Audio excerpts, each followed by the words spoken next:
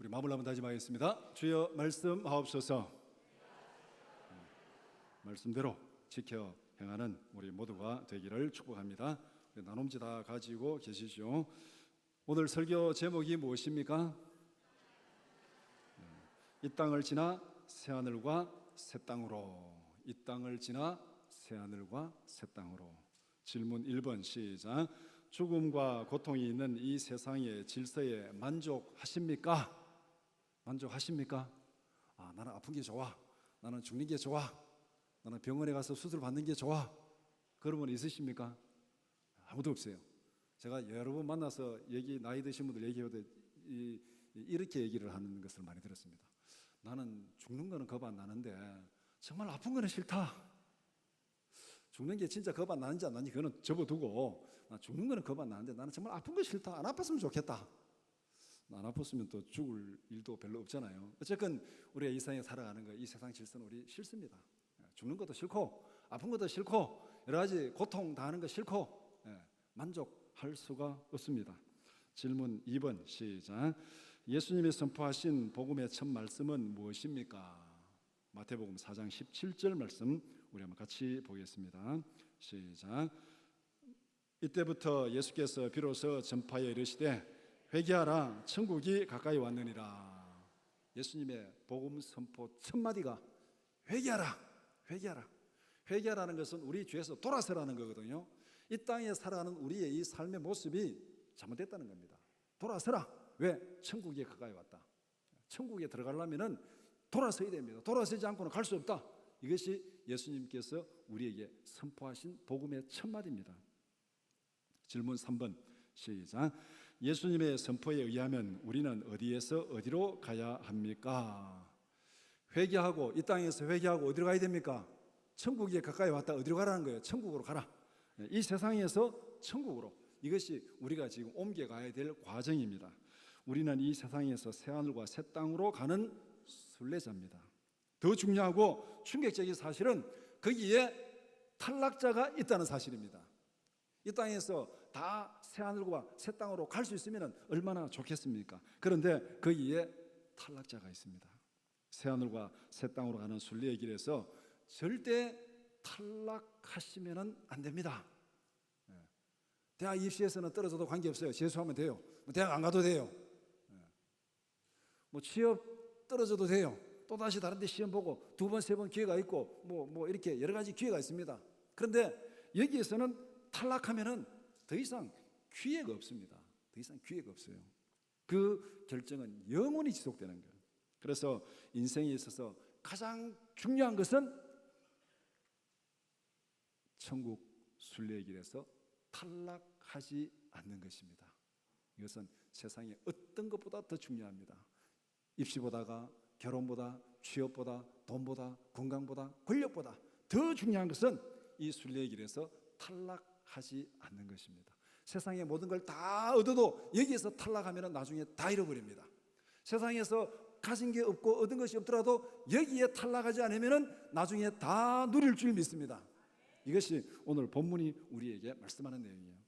요한계시록 2장 1절에서 8절 말씀을 함께 읽었는데 새하늘과 새 땅이 어떤 곳인지를 우리에게 말씀하고 있습니다.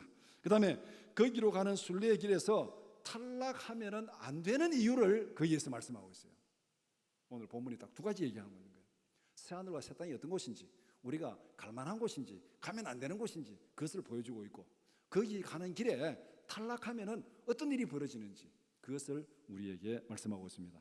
본문의 내용을 두 부분으로 나누어서 함께 살펴보고자 합니다. 첫 번째는 새하늘과 새 땅 1절에서 4절, 두 번째는 하나님이 이루실 구원 5절에서 8절입니다. 첫 번째, 새하늘과 새 땅. 질문 11번 시작. 사도 요한이 본 새하늘과 새 땅은 어떤 모습이었습니까? 1절에서 새하늘과 새 땅을 보았다 그렇게 말하고 있습니다. 거기에 보니까 두 가지를 얘기하는데 처음 하늘과 처음 땅이 없어졌다. 그 다음에 거기에는 바다도 없었다 그렇게 말합니다. 새하늘과 새 땅은 이 세상과는 질적으로 완전히 다른 새로운 창조를 의미하고 있습니다. 처음 하늘과 처음 땅은 지나가고 없습니다. 그러니까 완전히 다르다는 것이요. 거기에는 바다도 없습니다. 그러니까 지금 우리가 살아가는 이 세상과는 전혀 다른 새로운 창조 세계라 그것을 말씀하고 있습니다. 자, 그러면은 처음 하늘과 처음 땅이 없어졌다 했는데 이 말이 무엇을 의미하는가? 죄와 죽음이 지배하는 세상과 질서가 없어졌다는 겁니다. 하나님은 원래 이 세상을 아름답게 창조했습니다. 그래서 하나님은 이 모든 세상을 창조하시고 보시기에 심히 좋았더라. 거기는 죽음도 없고 고통도 없고 아픔도 없었습니다. 그래서 보시기에 심히 좋았더라. 그렇게 말씀하셨는데 거기에 문제가 생겼습니다. 아담이 범죄했습니다. 아담이 범죄함으로 이 세상에 죄가 들어온 거예요. 하나님이 아름답게 창조하신 세계에 죄가 들어왔습니다. 그래서 죄가 들어올 때 죄만 들어온 것이 아니고 죄가 많은 부작용을 끌고 들어왔습니다. 부작용을 끌고 들어왔는데 그게 뭐냐면은 죽음이고 고통입니다. 죽음이고 고통. 그 고통 안에는 여러 가지 종류의 고통이 많이 있죠. 우리가 음식을 못 먹고 배고픈 것도, 굶주리는 것도 고통이고, 질병이 걸리는 것도 고통이고, 그 다음에 누구에게 폭력을 당하는 것도 고통이고, 천재지변에서 어려움을 당하는 것도 고통이고, 질병에 걸려가지고 지금 막 투병하는 것도 고통이고. 그러니까 우리 주위에는 이 고통이 너무나도 많습니다. 이게 죄가 이 세상에 끌고 들어온 부작용입니다. 죽음과 고통을 끌고 들어왔습니다. 죄로 인해서 죽음과 고통이 지배하는 세상은 완전히 사라졌다, 지나갔다.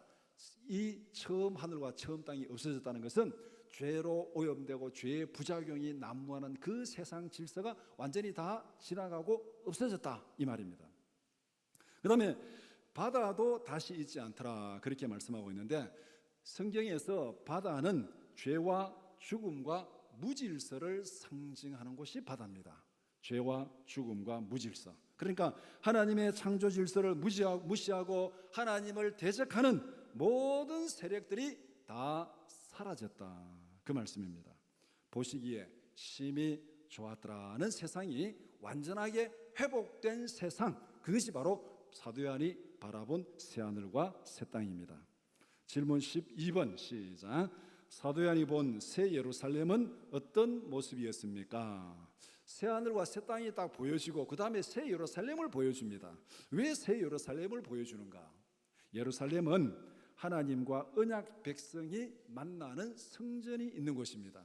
하나님이 계시고 이 우주 만물 창조가 계신데 거기에 하나님과 백성이 만나는 그곳이 예루살렘입니다. 성전이 있는 곳.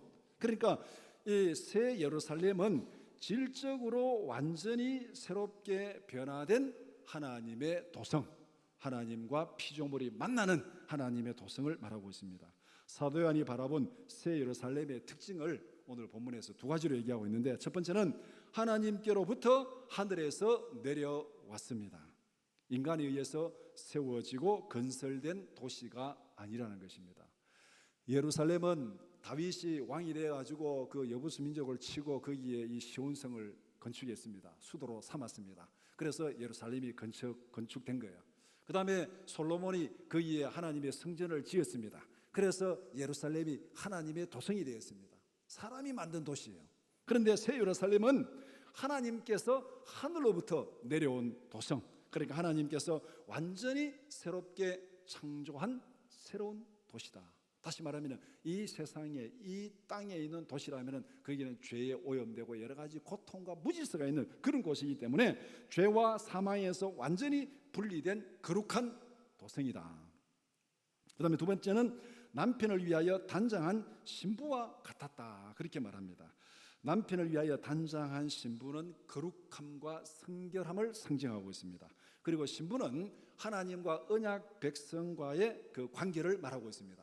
성경에서 하나님과 자기 백성의 관계를 크게 두 가지 비유로 말하고 있는데, 하나는 부모와 자식의 예를 들어서 말합니다. 나는 너희 아버지가 되고 너는 내 아들이 되리라. 그 다음에 남편과 신부의 관계로, 특별히 요한계시록에서는 어린 양과 어린 양의 혼인잔치에 참여하는 신부로 이렇게 비유하고 있습니다. 그러니까 이 둘은 떨어질 수 없는 관계예요. 하나님과 우리의 관계는 떨어질 수 없는 관계입니다. 남편과 신부의 관계고 부모와 자식 간의 관계. 그래서 신부는 하나님의 언약 안에 있는 자기 백성을 말씀하고 있습니다. 하나님과 자기 백성이 혼인잔치에 참여하는 언약적 관계가 완전히 회복된 상태. 이 에덴에서 죄로 인해서 하나님과 인간이 갈라졌잖아요. 에덴에서 쫓겨났습니다. 더 이상 이제 어떻게 하나님과 이게 만날 수 없는 거죠. 그런데 이제 결혼식에서 이 남편과 신부가 다시 만나가지고 결혼해서 하나가 되는 그 모습을 오늘 여기서 말씀하고 있습니다. 그러니까 새 예루살렘은 하나님 앞에 이제 완전히 새롭게 탄생한 신부와 같다.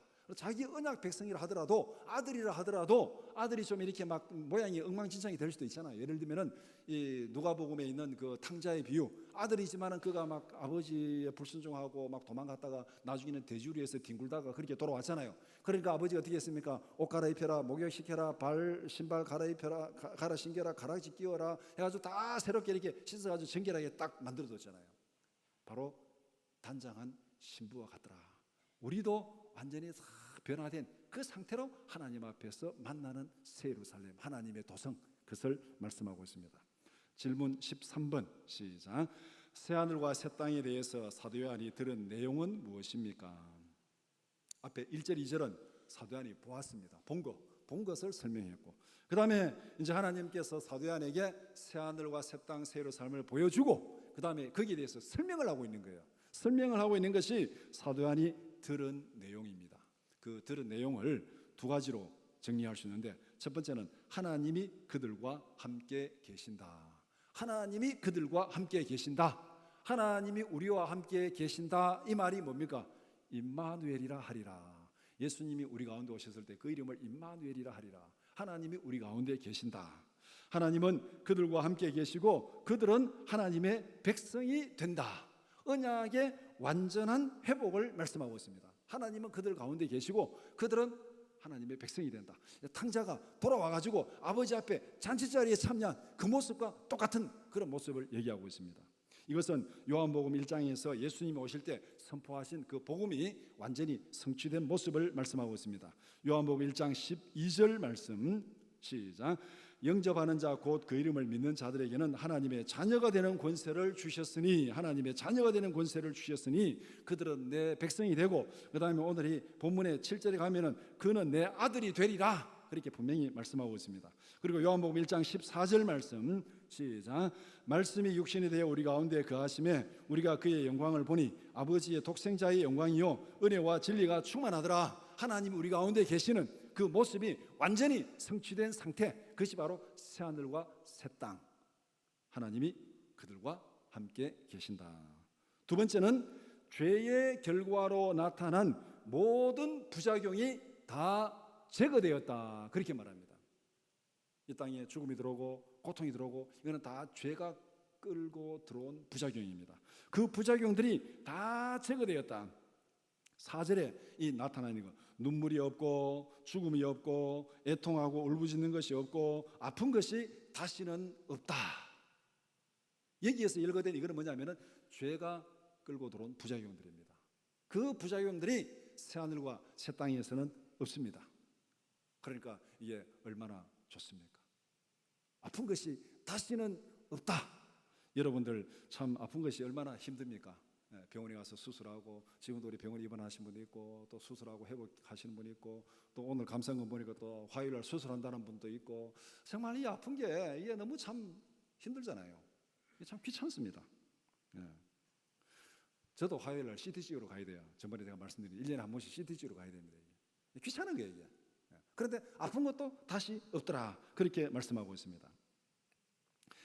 이것은 죄가 우리에게 끌고 들어온 모든 부작용을 다 제거한 상태. 이것은 요한계시록에서 이렇게 얘기한 것이 아니고 이미 이사야서에서 이 회복을 말씀하고 있습니다. 이사야 65장 19절 말씀 시작. 내가 예루살렘을 즐거워하며 나의 백성을 기뻐하리니 우는 소리와 부르짖는 소리가 그 가운데서 다시는 들리지 아니할 것이며. 우는 소리와 부르짖는 소리가 다시는 들리지 아니하고 늘 기뻐하고. 자, 이거 한번 상상해 보시기 바랍니다.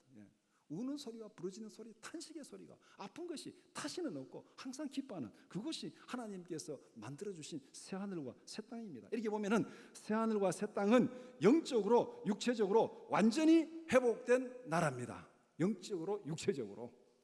우리 육체적으로도 완전히 회복된 나라고, 하나님과 관계 영적으로도 완전히 회복된 나라, 이 나라가 새하늘과 새 땅이다, 그렇게 말씀합니다. 그 다음에 두 번째는 하나님이 이루실 구원입니다. 질문 21번 시작. 하나님께서 이루실 구원 계획은 무엇입니까? 하나님께서 새하늘과 새 땅을 보여주시고 내가 이 구원을 완성하겠다 이렇게 말씀하면서 하나님께서 자기를 소개한 게 있는데 알파와 오메가 된다 그렇게 말. 나는 알파와 오메가다. 이 알파와 오메가는 헬라어의 이 알파벳 순서입니다. 알파가 첫 글자고 오메가가 마지막 글자입니다. 그래서 우리가 알파 오메가 뭐 종종 말을 듣잖아요. 뭐 하다가 우리 플러스 알파 할 때 이 알파, 또 오메가도 우리 나이 드신 분들 많이 들어보셨죠? 오메가 3. 예, 이 알파와 오메가 처음과 나중이다 그 뜻입니다. 이 말은 하나님께서 태초에 천지를 창조하셨고 하나님께서 역사의 마지막에 이 모든 창조 세계를 완성하시는 분, 처음과 마지막 다 창조하시고 완성하시는 분이 하나님이다. 역사의 주인이시다 그 얘기입니다. 이 알파와 오메가 되신 하나님께서 무엇을 말씀하고 있습니까? 첫 번째, 내가 만물을 새롭게 하노라. 만물의 새로운 창조에 대한 분명한 계획을 말씀하고 있습니다. 이 세상은 대대적인 재개발이 필요할 정도로 깨어지고 무너지고 일그러졌습니다. 적당히 수리해가지고 살아갈 곳이 아닙니다. 죄가 들어오고 고통이 들어오고 죽음이 들어오고 아픔이 들어오고 탄식이 들어오고 막 여러 가지 막 너무 많아요. 이거 그대로 사용할 수 없어요. 완전히 재개발해야 돼요. 그러니까 새하늘과 새 땅을 보니까 처음 하늘과 처음 땅이 없어졌습니다. 이게 무슨 얘기예요? 완전히 재개발됐다는 얘기잖아요. 우리 대구 시내 저 중구에 가면 재개발 많이 했잖아요. 재개발 많이 했는데 거기 한번 가보세요. 남산동 그쪽에 뭐 이렇게 이 또 저 뭡니까 개성 초등학교 뒤쪽에 한번 가보시기 바랍니다. 옛날 모습이 보입니까? 가면은 거기에 옛날 모습이 없어요. 집 다 뜯어버리고 언덕도 다 밀어버리고 완전히 새로운 걸 지났어요. 이게 바로 새하늘과 새 땅. 죄로 인해서 오염되고 더러워지고 일그러진 이 모든 것들 대대적으로 다 부셔버리고 밀어버리고 새로 짓는 그것이 바로 재개발. 만물을 내가 새롭게 하노라. 완전히 내가 재개발하겠다, 재창조하겠다 그 얘기입니다. 죄와 죽음과 고통이 사라진 완전한 세상으로 다시 만들겠다. 이게 하나님의 구원 계획이에요. 그러면서 뭐라고 말씀합니까? 이거는 분명하고 참되니까 기록해라. 기록해라. 그냥 듣고 흘러버리지 말고 분명히 이루어질 것이다. 기록해라. 이만큼 확실하게 하나님께서 말씀하고 있습니다. 그 다음에 모든 목마른 자들에게 생명수 샘물을 값없이 주리라.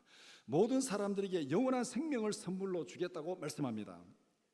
아담이 범죄한 다음에 거기서 딱 분리된 게 뭐냐면 생명나무 열매에서 아담이 분리됐습니다. 쫓겨났습니다. 그 다음에 생명수 샘물에서 쫓겨났습니다. 이 말은 다시 말하면 생명의 근원에서 쫓겨났습니다.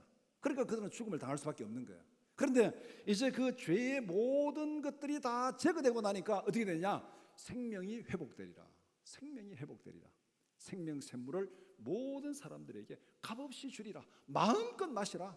그러면 어떻게 된다는 거예요? 영생한다는 겁니다. 생명수 샘물을 마음껏 값없이 마시라. 영생을 주겠다 그 말씀입니다. 그러니까 죄와 죽음과 고통이 없는 완전한 세상에서 영원한 생명을 누리게 하리라. 이것이 하나님께서 계획하신 구원의 계획입니다.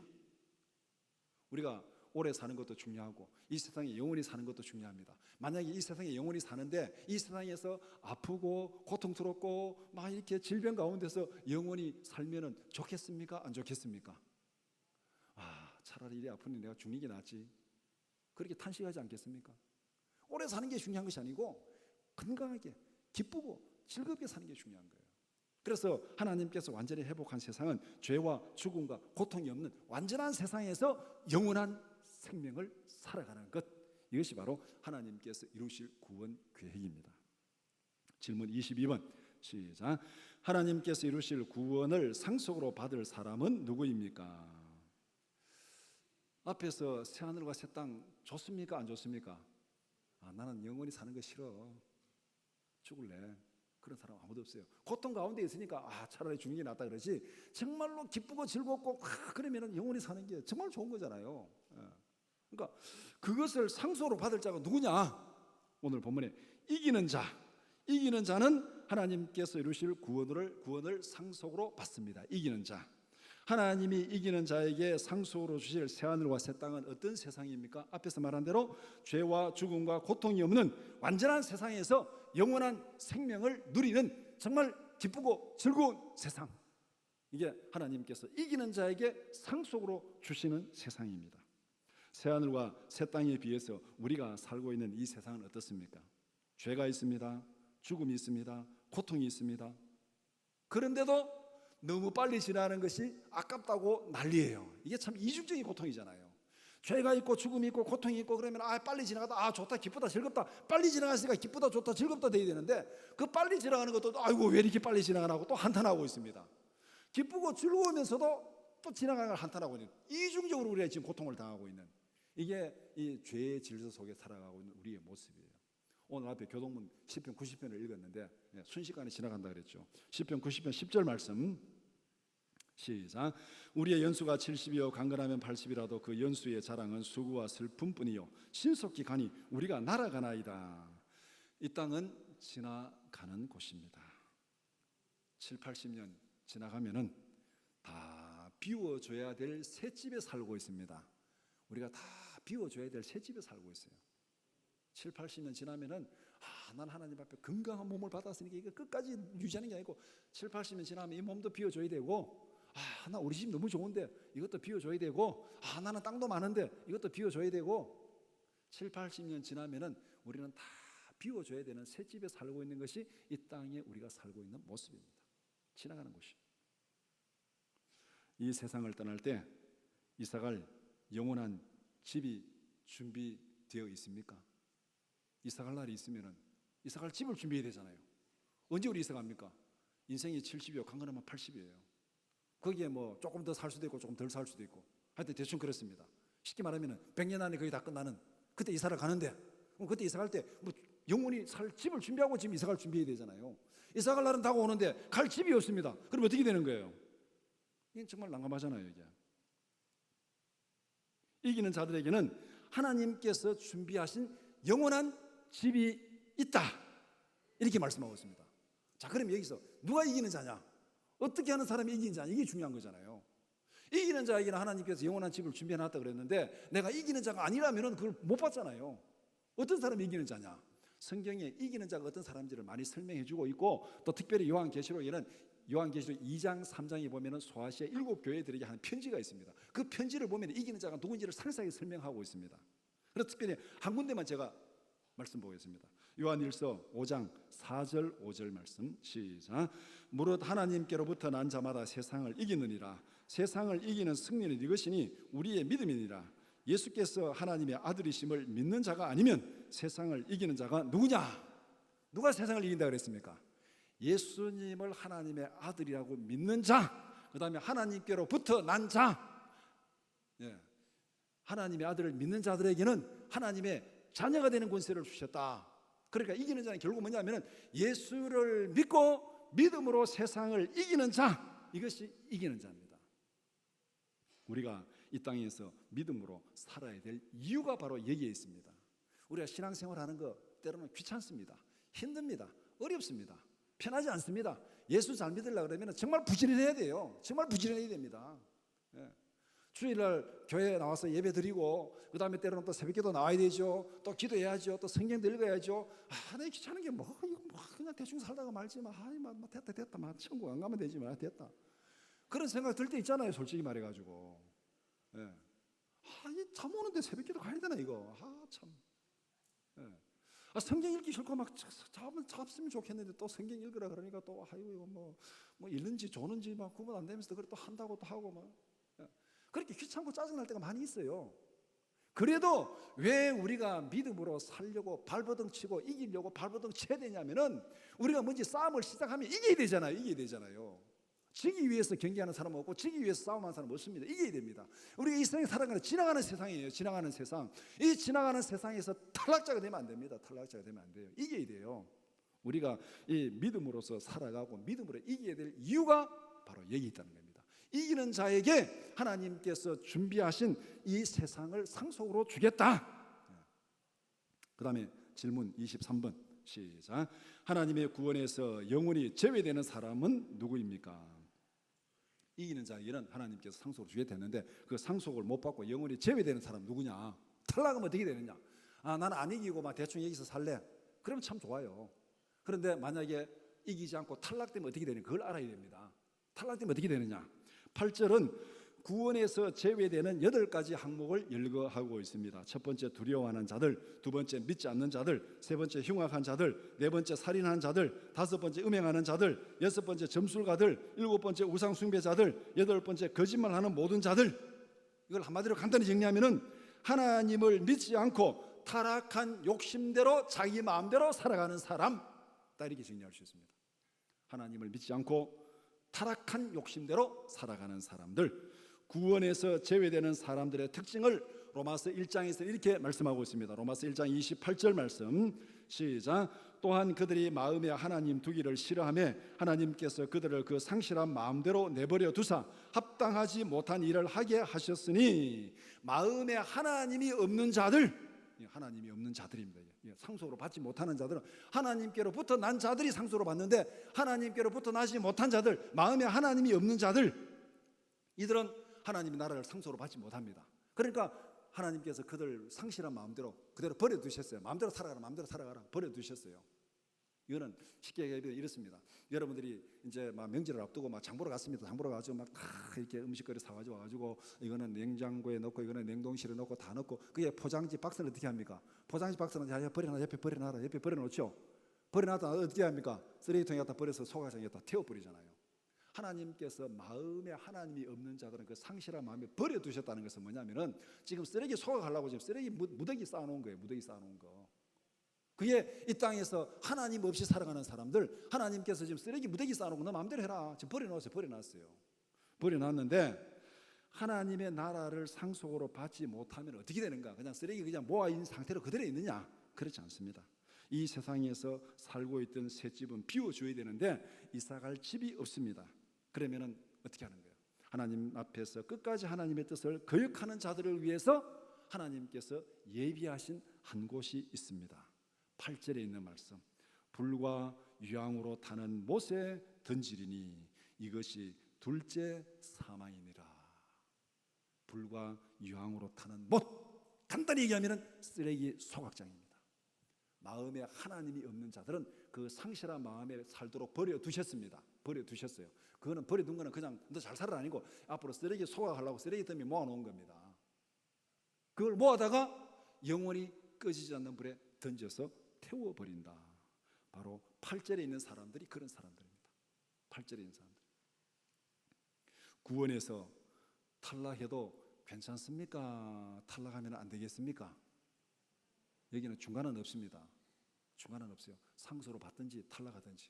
우리 선거할 때는 뭐 이 사람 찍을 수도 있고 저 사람 찍을 수도 있고 또 투표 안 할 수도 있고, 기권도 의사표현이잖아요. 기권도 의사표현이에요. 그런데 천국에서는 이게 기권이 없습니다. 이게 상소로 받든지 쓰레기 소각장에 떨어져서 영원히 태우범을 받든지 둘 중에 하나예요. 어떤 일이 있어도 절대 탈락하면 안 돼요. 믿음의 길에서 탈락하면 안 됩니다. 이게 무엇보다 중요하다는 것, 오늘 본문이 우리에게 그것을 분명히 말씀하고 있습니다. 말씀을 정리해 봅시다. 이 세상에 태어난 사람들은 지위 고하를 막론하고 반드시 죽습니다. 이것은 누구도 부정할 수 없는 현실입니다. 우리 모든 사람들이 살아가는 이 삶은 지나가는 순례길입니다. 이 세상을 지나서 새하늘과 새 땅에 들어가기 위해서 가는 순례의 길이 우리의 삶입니다. 그런데 문제는 이 순례의 길에서 탈락하는 사람이 있다는 사실입니다. 정말 자다가도 정신이 번쩍 드는 충격적이고 소름 끼치는 일입니다. 히브리서 9장 27절 말씀 시작. 한 번 죽는 것은 사람에게 정해진 것이요 그 후에는 심판이 있으리니. 순례의 길에서 탈락하면 어떻게 된다고 했습니까? 오늘 21장 8절에 불과 유황으로 타는 못에 던져지리니 이것이 둘째 사망이라. 탈락하면 영원한 불못에 던져집니다. 어떻게 해야 순례의 길에서 탈락하지 않겠습니까? 어떻게 해야 이 땅을 지나 새하늘과 새 땅에 들어갈 수 있습니까? 그 방법은 21장 7절에서 말씀하고 있습니다. 7장 7절 시작, 같이 읽겠습니다. 시작. 이기는 자는 이것들을 상속으로 받으리라. 나는 그의 하나님이 되고 그는 내 아들이 되리라. 믿음으로 세상을 이기는 자들이 새하늘과 새 땅을 상속으로 받습니다. 이기는 자, 어떤 자냐? 계시록 2장 3장에 7 교회들에게 편지하면서 거기에 이기는 자들이 어떻게 된다는 걸 다 얘기하고 있습니다. 궁금하면 다시 한번 가서 읽어보시기 바랍니다. 그 중에서 세 구절만 제가 한번 같이 보겠습니다. 계시록 2장 7절 말씀 시작. 귀 있는 자는 성령이 교회들이 하시는 말씀을 들을지어다. 이기는 그에게는 내가 하나님의 낙원에 있는 생명나무의 열매를 주어 먹게 하리라. 아담이 에덴에서 쫓겨날 때 하나님이 뭐라 했냐면은 생명나무 열매 먹고 영생할까 봐 두려우니 걱정되니까 쫓아내라. 그래서 생명나무에서 불화행음으로 딱 지켜서 못 들어가게 했습니다. 그런데 이기는 자에게는 하나님께서 생명나무 열매를 주어서 먹게 하리라. 오늘 이 21장에서는 생명수 샘물을 누구에게든지 마음껏 마시게 하리라. 그렇게 말씀하고 있잖아요. 그 다음에 계시록 2장 11절 말씀 시작.